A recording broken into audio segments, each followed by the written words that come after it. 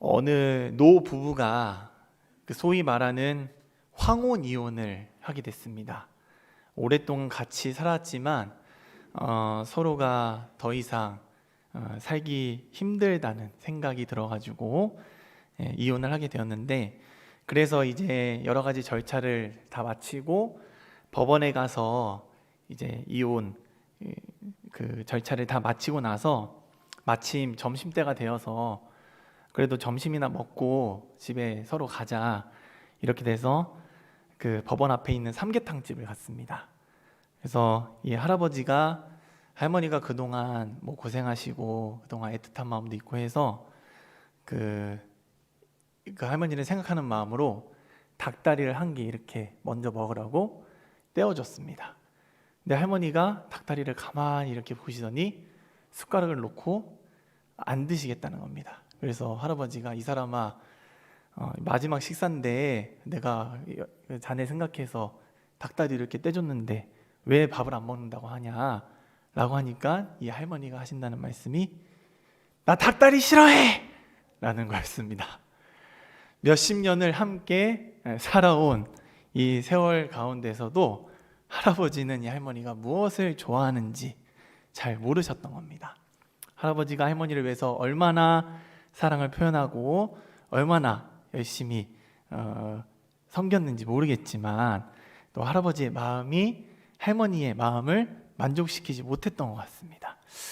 이 할아버지 같은 실수를 하는 사람이 성경에도 나와 있습니다. 바로 우리가 잘 아는 사울 왕입니다. 사무엘상 15장 22절에 사무엘이 사울에게 이렇게 말합니다. 여호와께서 번제와 다른 제사를 그의 목소리를 청종하는 것을 좋아하심같이 좋아하시겠나이까. 순종이 제사보다 낫고 듣는 것이 순양의 기름보다 나으니. 사울은 아말렉과의 전투에 앞서서 이스라엘이 애굽에서 나올 때 아말렉이 한 일이 있으니 모든 사람, 모든 짐승을 모두 진멸하라는 하나님의 명령을 들었습니다. 아말렉은 광야에서 계속 이스라엘 백성들을 괴롭혔기 때문입니다. 하지만 사울은 이 명령에 대해서 어떻게 행동했는지 8절, 9절에 나옵니다.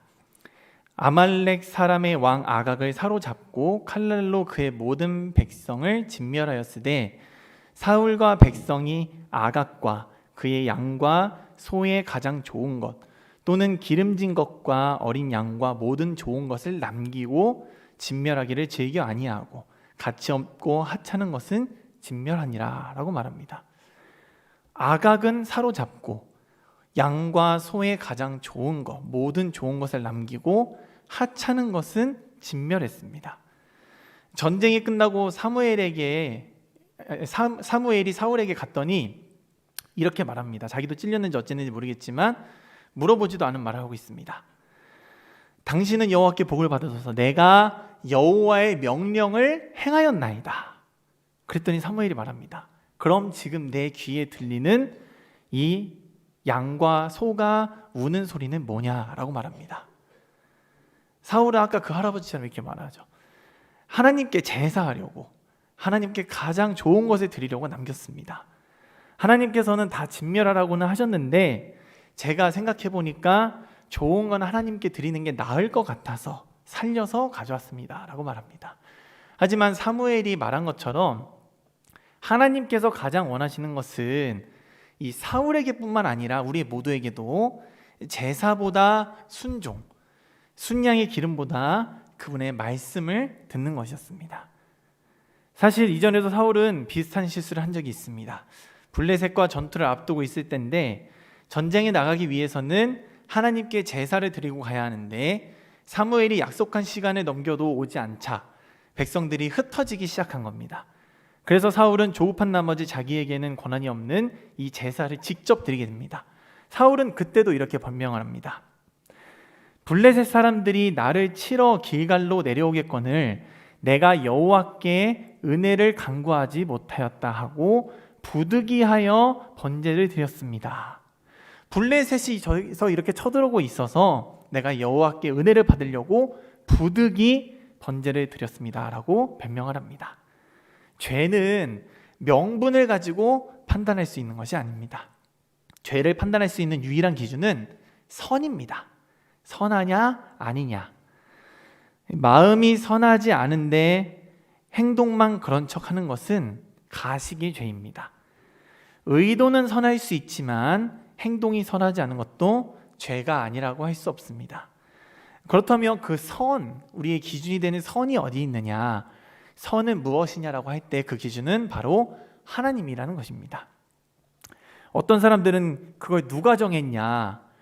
하나님은 무조건 선하시다는 것을 누가 정했냐? 하나님도 우리를 심판하시기도 하고 고통 중에 있는 사람들을 외면하시기도 하고 자기 멋대로이실 때도 있는 것 같은데 나는 인정 못한다라고도 할 수 있습니다.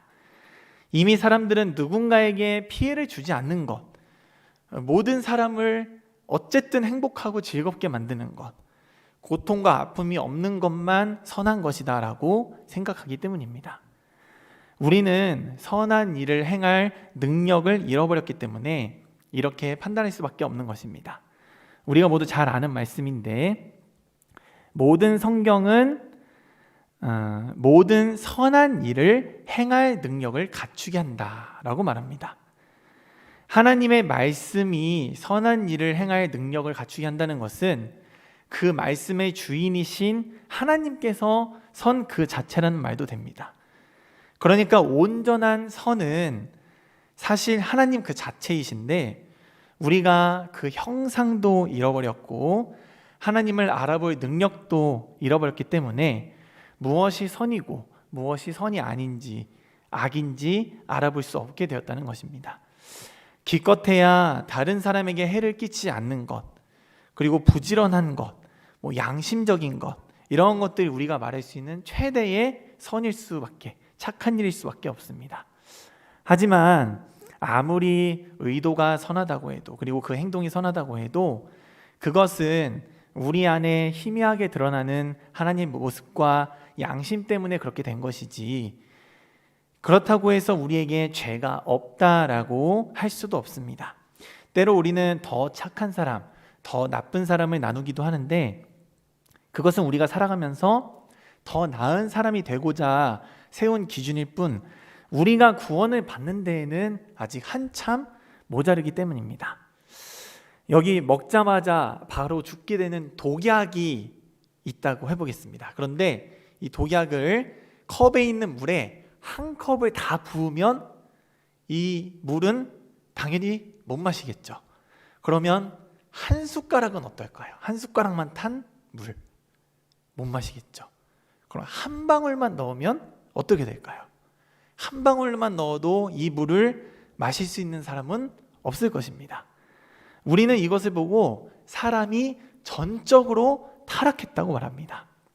어떠한 죄 하나만 보고 작은 죄인, 큰 죄인이 생기는 것이 아니라 사람은 모두가 기본적으로 타락한, 전적으로 타락한 존재이기 때문에 죄를 지을 수밖에 없어서 죄인이라는 말입니다.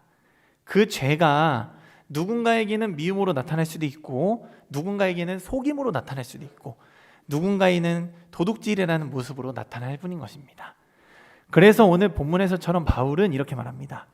나는 죄를 안 짓고 싶어하는 마음이 있는데 계속해서 죄를 지을 수밖에 없게 된다. 오호라, 나는 곤고한 사람이다. 누가 나를 사망의 몸에서 건져내랴 라고 말합니다. 세 번역에는 이렇게 나와 있는데 나는 비참한 사람입니다. 누가 나를 이 죽음의 몸에서 건져내 주겠습니까? 라고 말합니다. 이 몸을 따라 살면 죽음밖에 없는데 이 비참 가운데 누가 나를 건져낼 수 있겠냐라는 말입니다. 죽음의 몸, 죄를 지을 수밖에 없는 이 존재에서 벗어나고 싶어도 아무리 발버둥을 쳐도 벗어날 수 없는 그 비참함에서 이 벗어날 수 없는 고통을 말하고 있는 것입니다.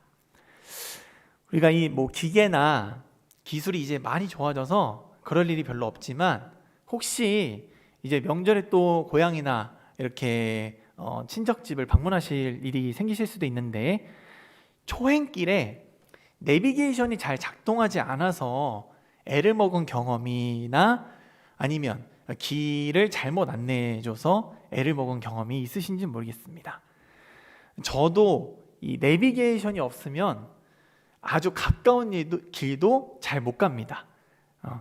그래서 저에게 뭐 그런 말씀을 하시는 분들이 가끔 계신데, 여기는 막히니까 무슨 고속도로를 타고 가고 어떤 IC로 가면 더 빨리 간다, 뭐 그렇게 하는 말이 저에게 의미가 없습니다. 어차피 저는 내비가 가라는 대로 갈 수밖에 없기 때문입니다.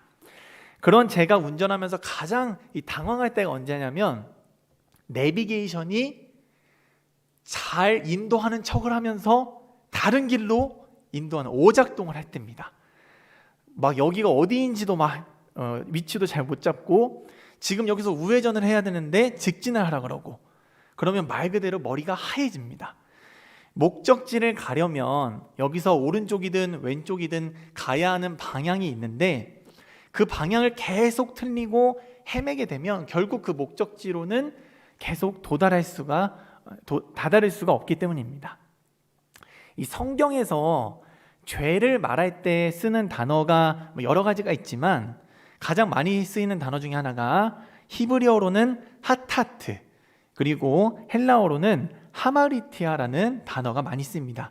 두 단어 모두 같은 뜻인데, 그 뜻은 빗나가다, 우리가 관역을 맞출 때 그 관역에서 빗나간다 라는 뜻입니다.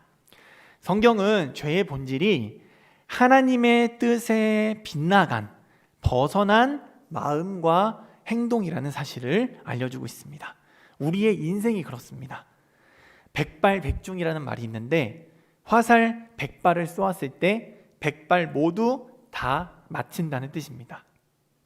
그런데 우리의 인생은 본래 백발무중, 아무리 화살을 쏘아도 관역을 맞추질 못하는, 마치 아무리 그 목적지에 가고 싶어도 이 내비게이션이 그 길을 알려주지 못하는 인생이었습니다.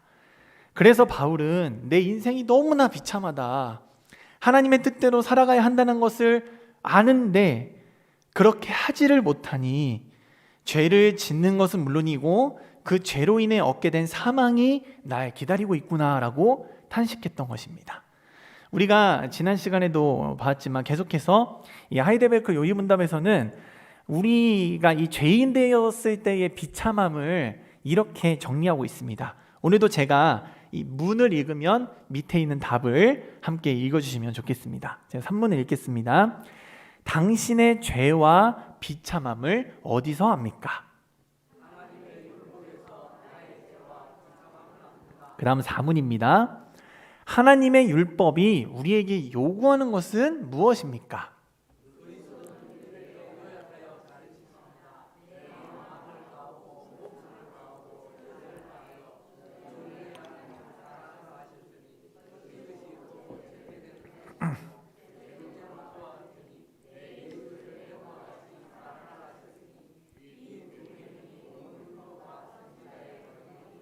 네, 5문까지 읽어보겠습니다. 당신은 이 모든 것을 온전히 지킬 수 있습니까?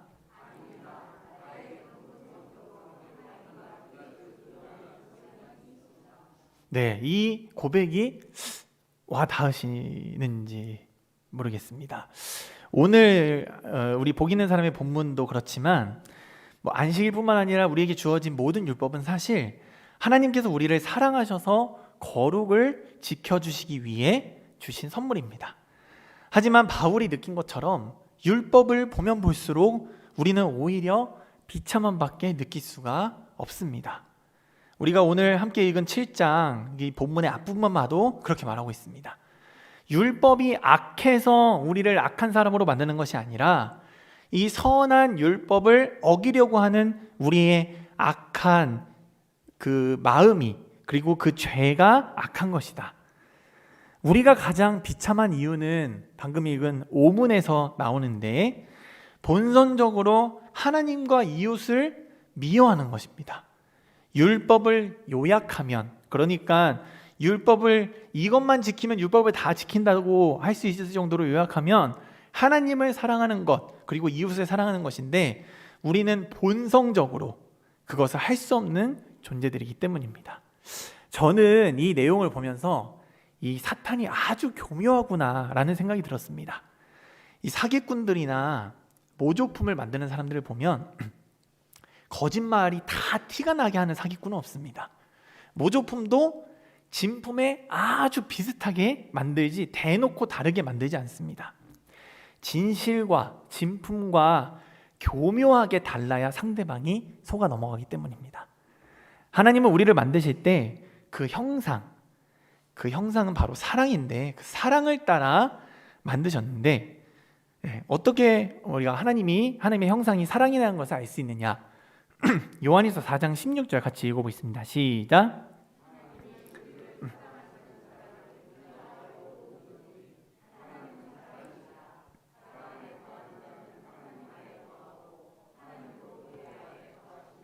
네, 요한일서의 말씀처럼 하나님은 사랑이시기 때문입니다.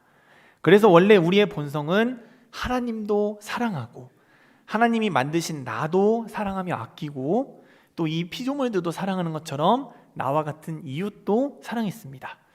내가 나를 사랑하는 만큼 하나님과 이웃도 사랑했던 것입니다. 그런데 이 사탄이 교묘하게도 사랑은 계속해라, 대신 너만 사랑해라 라고 말하는 것입니다. 마치 고장난 내비게이션처럼 말입니다. 아예 내비게이션이 켜지지가 않으면 안 보고 다른 방법을 찾을 텐데 계속 틀린 길을 좌회전해라, 우회전해라, 유턴해라 이렇게 틀린 길을 알려주는 것입니다. 아예 너도 누구도 사랑하지 마, 너도 사랑하지 말고 하나님도 사랑하지 말고 그러면 더 의심이 갈 텐데 하나님을 사랑하고 이웃을 사랑하면 너가 포기하고 손해보는 것들이 있을 거 아니야. 너만 사랑하고 다 너 하고 싶은 대로 해라. 너 좋은 대로 인내도 하지 말고 양보도 하지 말고 너의 생각에 옳은 대로 하는데 누가 뭐라고 할 거냐. 왜 네가 고생을 해야 되냐. 네가 사랑하는 네가 고생을 해야 되고 왜 희생을 해야 되고 왜 순종을 해야 되냐라고 속이고 있는 것입니다. 사랑이라는 건 남겨뒀지만 모조품 사랑을 가지고 그 모양을 교묘히 바꿨던 것입니다. 오늘 얘기했던 할아버지도 그렇죠. 그리고 사울도 성경에서 죄를 짓는 사람들을 보면 모두 하나님을 사랑하다가 아니면 이웃을 사랑하기 위해 죄를 짓는 사람들은 볼 수가 없습니다. 죄의 본질이 하나님과 이웃을 사랑하지 않는 것에 있기 때문입니다. 다 자기 생각에 옳은 대로 자기의 마음을 사랑하고 자기를 사랑하는, 심지어 하나님을 위한다고 선한 일을 한다고 하지만 하나같이 하나님의 뜻에 순종하지 않는, 하나님을 사랑한다면 하지 않을 수 있는 행동들이었습니다. 디모데후서 3장에서는 이것을 아주 이렇게 잘 설명해 주고 있는데, 사람들이 자기를 사랑하며 돈을 사랑하며 자랑하며 교만하며 비방하며 부모를 거역하며 감사하지 아니하며 거룩하지 아니하며 무정하며 원통을 풀지 아니하며 모함하며 절제하지 못하며 사나우며 선한 것을 좋아하지 아니하며 배신하며 조급하며 자만하며 쾌락을 사랑하기를 하나님 사랑하는 것보다 더하며 라고 설명합니다. 우리가 진짜 비참한 이유는 우리 안에 사랑이 없기 때문입니다. 건강검진을 하면 어떤 수치는 이 몇보다 높아야 건강하다, 이것보다 낮으면 위험하다라는 기준이 있습니다. 그 기준이 없으면 내가 건강한지 아닌지는 나중에 아파야 깨닫게 됩니다. 이 수치가 나를 아픈 사람으로 만들어주는 게 아니라 그 수치 덕분에 내가 아픈 게 확인이 되는 것뿐입니다. 이 수치가 말하는 기준에 어긋나면 무슨 병에 걸렸다고 진단을 받게 되는데, 그럼 그 사실을 받아들이고 치료를 시작하는 사람도 있겠지만 그 사실을 받아들이기 힘든 나머지 검사가 잘못된 거 아니냐, 이 기준이 잘못된 거 아니냐, 당신 돌팔이 아니냐 이렇게 하기도 합니다. 잘못된 것은 내 몸인데 그 사실을 외면하고 싶은 것입니다. 잘못된 것은 내 마음인데 이 율법을 계속 외면하고 싶은 것입니다. 병에 걸린 사람이 그런데 병에 걸렸다는 사실보다 더 절망스러운 그 소식이 있습니다. 바로 치료 방법이 없을 때입니다. 그런데 그 병을 치료할 수 있는 약이 있다고 하면 걱정이 사라질 뿐만 아니라 심지어 약이 없다가 새로 약이 개발됐다. 그러면 그 기쁨은 말할 수 없을 만큼 클 것입니다. 우리 안에 사랑이 얼마나 있는지 한번 수치를 검사한다고 하면 거의 없다시피 하지 않겠습니까? 하지만 이 해결 방안이 없다면 우리는 계속 절망 가운데 있을 수밖에 없을 텐데, 오히려 우리를 더 나은 존재로 만들기까지 하는 그 방법이 있습니다. 우리가 아프다가 병이 나을 때 몸이 아프기 전만 하진 못해도 이만한 게 어디냐라고 하지만, 우리는 이제 오히려 그 타락하기 전에 그 모습보다 더 나은 상태가 되었습니다. 우리 요한일서 4장 10절을 함께 읽어보겠습니다. 시작.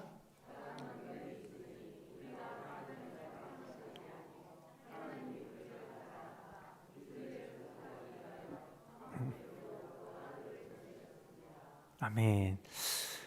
사랑이 없던 우리를 구원하시는데, 그런 구원을 하실 뿐만 아니라 그 사랑의 결정체이신 예수님께서 우리 안에 거하신다는 것입니다.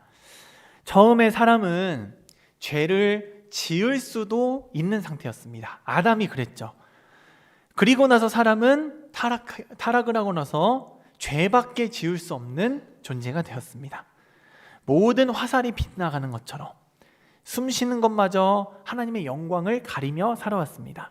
하지만 이제 예수님을 통해 구원을 받은 후에는 지금 우리는 죄를 짓지 않을 수도 있는 상태가 되었습니다. 그리고 이제 예수님께서 다시 오시면, 새하늘과 새 땅이 임하면 우리는 결코 죄를 지을 수가 없는 예수님과 같이 거룩한 상태가 될 것이기 때문입니다. 그래서 우리는 이 비참함 앞에서 오히려 그 은혜에 더더욱 감사할 수 있습니다. 병이 크면 클수록 그 치료되는 기쁨이 크듯이 우리의 죄의 비참함을 알수록 이제 우리 마음에는 절망이 아니라 감사가 넘치는 것입니다. 우리는 이 사랑을 가진 자들로 세상을 살아가는 사람들입니다. 점점 화살이 잘 맞기 시작합니다. 우리가 하나님을 사랑하다 보니 우리의 하는 생각들과 행동들이 죄가 아니라 선을 향하기 시작했습니다.